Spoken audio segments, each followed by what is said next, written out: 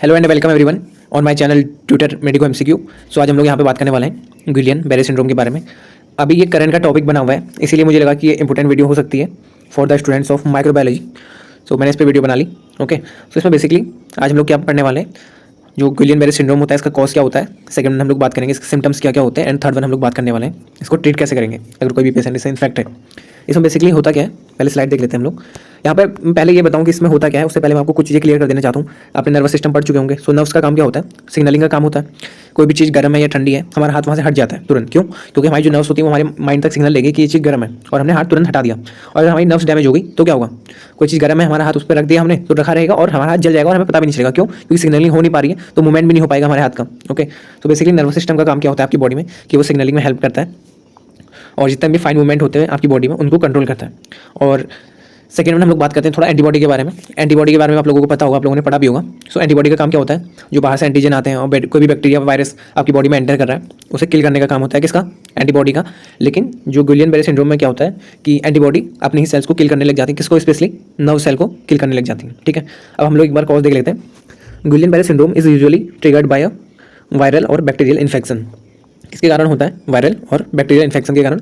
आगे की लाइन पढ़ते हैं। रेयरली वायरल और bacterial components can appear to look similar to your body proteins. जो हमारी नर्व सेल्स होती हैं उसके सिमिलर स्ट्रक्चर किसका होगा, जब वायरल और बैक्टीरियल कंपोनेंट्स का।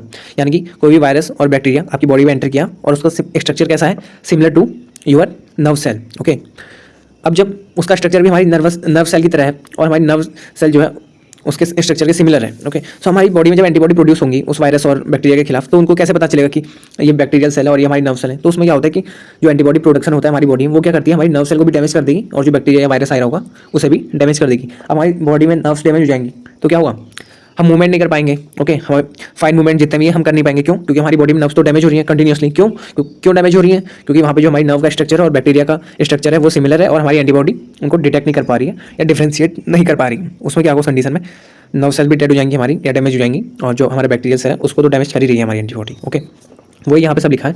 When this happens your immune system becomes confused. जो हमारा इम्यून सिस्टम है वो कंफ्यूज हो जाता है and start to attack your body. हमारी बॉडी की जो सेल्स होती है उनको अटैक करना स्टार्ट कर देता है।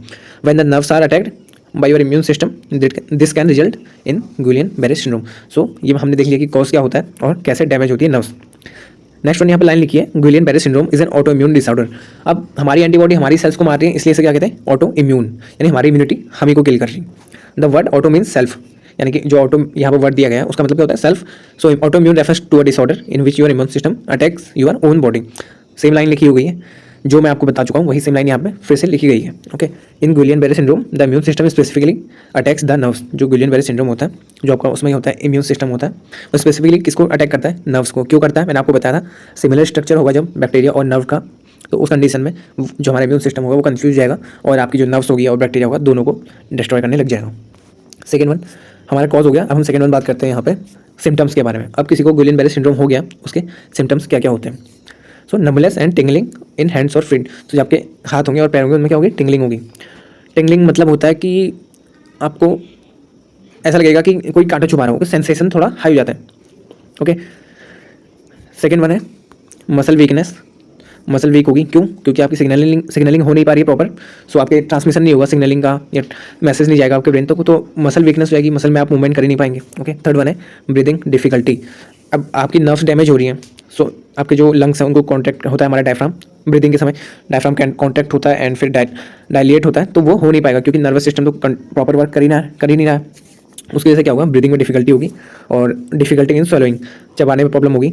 सो जितने भी मूवमेंट है आपकी बॉडी के वो सारे इंटरफेयर होंगे, किसके कारण, गुइलियन बेरे सिंड्रोम के कारण, क्योंकि नर्व्स क्या नहीं कर पा रही है, प्रॉपर सिग्नलिंग नहीं कर पा रही है और वो डैमेज हो चुकी है।